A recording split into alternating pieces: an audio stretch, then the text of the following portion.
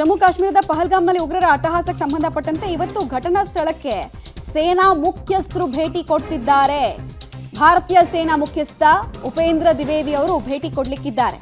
ಹಿರಿಯ ಅಧಿಕಾರಿಗಳ ಜೊತೆಗೆ ಇಲ್ಲೊಂದು ಸಭೆಯನ್ನ ಕೂಡ ನಡೆಸ್ತಾರೆ ಅನ್ನೋದರ ಮಾಹಿತಿ ಲಭ್ಯ ಆಗ್ತಾ ಇದೆ. ಜಮ್ಮು ಕಾಶ್ಮೀರದಲ್ಲಿ ಯಾರದು ರೆಸ್ಪಾನ್ಸಿಬಿಲಿಟಿ ಅನ್ನೋದ್ರ ಒಂದು ಕ್ಲಾರಿಟಿ ಬೇಕು ನಮಗೆ. ಅದು ರಾಷ್ಟ್ರೀಯ ರೈಫಲ್ಸ್, CRPF ಅಥವಾ ಜಮ್ಮು ಕಾಶ್ಮೀರ ಪೊಲೀಸರದ್ದ, ಈ ಪ್ರಶ್ನೆಗೆ ಒಂದಷ್ಟು ಉತ್ತರಗಳು ಸಿಗ್ತಾ ಇದೆ ನಮಗೆ. ಕೆಲವರು ಸೇನೆದು ಜವಾಬ್ದಾರಿ ಅಂತಾರೆ, ಇನ್ನು ಕೆಲವರು ಇಲ್ಲ ಜಮ್ಮು ಕಾಶ್ಮೀರದ ಪೊಲೀಸರು ಜವಾಬ್ದಾರಿ ಅಂತಾರೆ.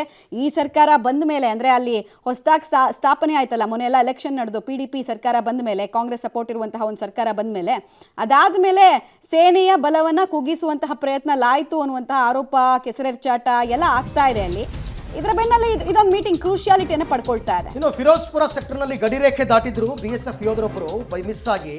ಈಗ ಆತನನ್ನ ಪಾಕಿಸ್ತಾನ ತನ್ನ ವಶಕ್ಕೆ ಪಡ್ಕೊಂಡಿದೆ. BSF ಬೆಟಾಲಿಯನ್ನ ಕಾನ್ಸ್ಟೇಬಲ್ PK ಸಿಂಗ್ ಅಂತ ಅಂದ್ಬಿಟ್ಟು ಏನೋ ಬಿಸಿಲಿನ ಜಳದಿಂದ ಹೀಗಾಗಿತ್ತು ಅಂತ ಗೊತ್ತಾಗಿದೆ. ಯೋಧನ ಬಿಡುಗಡೆಗೆ ಕೇಂದ್ರ ಸರ್ಕಾರ ಪ್ರಯತ್ನ ಪಡ್ತಾ ಇದೆ. PK ಸಿಂಗ್ ಹಸ್ತಾಂತರಿಸೋದಕ್ಕೆ ಪಾಕಿಸ್ತಾನ ನಿರಾಕರಿಸಿದೆ. ಅಭಿನಂದನ್ ವಿಚಾರದಲ್ಲೂ ಹೀಗೆ ಆಗಿತ್ತಲ್ವಾ? ಆಮೇಲೆ ಅವರೇ ಬಂದು ನಾವು ನಿಮ್ಗೆ ಎಲ್ಲಿ ಹೇಳ್ಬೇಕು ಹೇಳಿ, ನಾವೇ ರಿಲೀಸ್ ಮಾಡ್ತೀವಿ ಅಂತ ಅಂದ್ರು. ಈಗಲೂ ಕೂಡ ಅದೇ ರೀತಿ ಆಗುತ್ತೆ. ನೀವು PK ಸಿಂಗ್ಗೆ ಒಂದು ಸಣ್ಣ ತೊಂದರೆ ಕೊಟ್ಟರು ಕೂಡ ಎಲ್ಲ ನಳಿಕೆಗಳು ಪಾಕಿಸ್ತಾನದ ಕಡೆಗೆ ತಿರುಗಿ ನಿಂತ್ಕೊಳ್ಳುತ್ತೆ. ಆಮೇಲೆ ಲಾಹೋರ್ಗೆ ನುಗ್ಗ್ ಹೊಡೆದಿದ್ರ ಒಂದು ಚಿತ್ರಣವನ್ನು ಅವ್ರು ನೆನೆಸ್ಕೊಳ್ಬೇಕು ಅಂತ ಅನ್ಸುತ್ತೆ. ಖಂಡಿತ. ಸೊ ಇಲ್ಲಿ ನೋಡ್ತಾ ಇದ್ದೀರಲ್ಲ ದೃಶ್ಯದಲ್ಲಿ ತಾವೀಗ PK ಸಿಂಗ್ ಅಂತ BSF ಯೋಧ, ಬಾರ್ಡರ್ ಸೆಕ್ಯೂರಿಟಿ ಫೋರ್ಸ್ನ ಯೋಧ. ಈತ ಅದು Pakistan line of control LOC ಹತ್ತಿರ ಕೆಲಸದಲ್ಲಿ ನಿಯೋಜನೆಗೊಂಡಿದ್ದಾಗ ಮಿಸ್ ಆಗಿ ಹೋಗಿರ್ತಕ್ಕಂಥದ್ದು. ಬಟ್ ಅವ್ರನ್ನ ಕರೆತರುವ ಕೆಲಸ ಆಗುತ್ತೆ ನನ್ನ ಪ್ರಕಾರ. ಓವರಾಲ್ ನನ್ನ ಕೊಲೀಗ್ ಶಬೀರ್ ಅವರಿಂದ ಮತ್ತಷ್ಟು ಮಾಹಿತಿಯನ್ನು ಪಡ್ಕೊಂಬೋಣ. ಶಬೀರ್, ನೀವು ಘಟನಾ ಸ್ಥಳದಲ್ಲೇ 4 ದಿವಸದಿಂದನೂ ಇದ್ದೀರಾ. ಅಲ್ಲಿನ ಇಂಚಿಂಚು ಮಾಹಿತಿ ತಮಗೆ ಸಿಗ್ತಾ ಇರುತ್ತೆ. ಟೋಟಲಿ ಈಗ ಇಡೀ ಭಾರತೀಯರು ಕೇಳ್ತಾ ಇರ್ತಕ್ಕಂಥದ್ದು ಯಾವಾಗ ಪ್ರತೀಕಾರ. ಸೊ ಸದ್ಯಕ್ಕೆ ಕಾಶ್ಮೀರದ ಪರಿಸ್ಥಿತಿ, ಪ್ರತೀಕಾರ ಮತ್ತು BSF ಯೋಧ ಪಾಕಿಸ್ತಾನ ಸೆರೆ ಹಿಡಿದಿರೋದು, ಓವರಾಲ್ ಏನು ಮಾಹಿತಿ ಇದೆ ಇದೆಲ್ಲದರ ಬಗ್ಗೆ? ಅರವಿಂದ್, ನೋಡಿ, ಘಟನೆ ಏನು ಆಗಿದೆ ಅದು ಬಹಳ ದೊಡ್ಡ ಹೊಡೆತ ಕಾಶ್ಮೀರಕ್ಕೆ ಕೊಟ್ಟಿರುವಂಥದ್ದು. ಮುಖ್ಯವಾಗಿ ಶ್ರೀನಗರ, ಪಹಲ್ಗಾಮ್, ಗುಲ್ಮಾರ್ಗ್, ಸೋನ್ಮಾರ್ಗ್ ಈ ಪ್ರದೇಶಗಳಲ್ಲಿ ಒಂದು ಆತಂಕವನ್ನು ಹುಟ್ಟುಹಾಕಿರುವಂಥದ್ದು.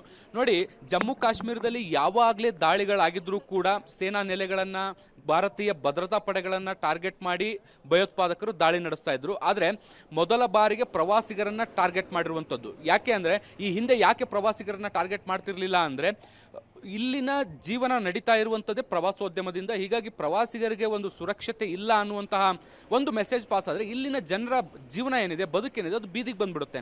ಹೀಗಾಗಿ ಅದನ್ನು ಇಲ್ಲಿಯ ಜನರು ಕೂಡ ಒಪ್ಪಲ್ಲ. ಸೊ ಹೀಗಾಗಿ ಆ ಲೋಕಲೈಟ್ಸ್ ಏನಿದ್ದಾರೆ ಅಥವಾ ಭಯೋತ್ಪಾದಕರು ಏನಿದ್ದಾರೆ ಅವರು ಲೋಕಲೈಟ್ಸ್ಗಳಿಗೆ ಏನು ಕೂಡ ತೊಂದರೆ ಆಗಬಾರ್ದು, ಅಥವಾ ಅವರು ಕೆಲವೊಂದಿಷ್ಟು ಜನ ಅವರಿಗೆ ಸಪೋರ್ಟ್ ಮಾಡಿರ್ತಾರೆ, ಆ ಸಪೋರ್ಟ್ ಸಿಗಬೇಕು ಅನ್ನೋ ಕಾರಣಕ್ಕೆ ಪ್ರವಾಸಿಗರಿಗೆ ಯಾವುದೇ ರೀತಿಯಾದಂಥ ಹಾರ್ಮನ್ನು ಮಾಡ್ತಿರ್ಲಿಲ್ಲ. ಆದರೆ ಇಷ್ಟು ದೊಡ್ಡ ಪ್ರಮಾಣದಲ್ಲಿ ಪ್ರವಾಸಿಗರ ಮೇಲೆ ದಾಳಿ ಆಗಿರುವಂಥದ್ದು ಇದಲೇ ಮೊದಲು. ಹಾಗಾಗಿ ಇಲ್ಲಿರುವಂತಹ ಜಮ್ಮು ಕಾಶ್ಮೀರದಲ್ಲಿರುವಂತಹ ಏನು ಟೂರಿಸಮ್ ಅನ್ನು ನಂಬ್ಕೊಂಡಿರುವಂಥ ಜನರು ಬಹಳ ದೊಡ್ಡ ಪ್ರಮಾಣದಲ್ಲಿ ಇದನ್ನು ವಿರೋಧ ಮಾಡ್ತಾ ಇರುವಂಥದ್ದು. ನಿನ್ನೆ ನಾವು ಪಹಲ್ಗಾಮ್ನಲ್ಲಿ ಹೋದಂಥ ಸಂದರ್ಭದಲ್ಲಿ ಬಹಳಷ್ಟು ಜನರನ್ನ ಮಾತಾಡಿಸ್ತಾ ಇದ್ವಿ. ಅವರೆಲ್ಲರೂ ಕೂಡ ಈ ಒಂದು ಘಟನೆಯನ್ನು ಖಂಡಿಸ್ತಾ ಇದ್ದಾರೆ.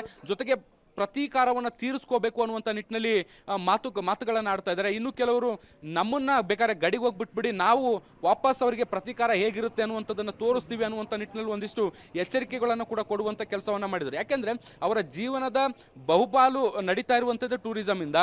ಟೂರಿಸ್ಟ್ಗಳಿಗೆ ಇಲ್ಲಿ ಸೇಫ್ ಇಲ್ಲ ಅನ್ನುವಂಥದ್ದಾದರೆ ಅವರ ಆಗಮನ ಇಲ್ಲಿ ಕಡಿಮೆ ಆಗುತ್ತೆ, ಇಲ್ಲಿ ಜನರು ಮತ್ತಷ್ಟು ಬದುಕೇನಿದೆ ದುಸ್ತರ ಆಗುತ್ತೆ. ಹೀಗಾಗಿ ಈ ಘಟನೆಯನ್ನು ಇಲ್ಲಿನ ಸ್ಥಳೀಯ ಜನರು ಬಹಳಷ್ಟು ದೊಡ್ಡ ಪ್ರಮಾಣದಲ್ಲಿ ವಿರೋಧ ಮಾಡ್ತಾ ಇದ್ದಾರೆ. Arvind. Right Shabbir, thank you. ತಮ್ಮೆಲ್ಲ ಮಾಹಿತಿಗಾಗಿ ಧನ್ಯವಾದ. ಒಟ್ಟಾರೆ ದಿನದಿಂದ ದಿನಕ್ಕೆ ದಿನ ಕಳೀತಾ ಇದ್ದ ಹಾಗೆಯೇ ಈ ಸುದ್ದಿ ಹಾಗೆ ತಣ್ಣಗಾಗಬಾರ್ದು ಅಷ್ಟೇ ನಾ ಹೇಳ್ತಾ ಇರೋದು.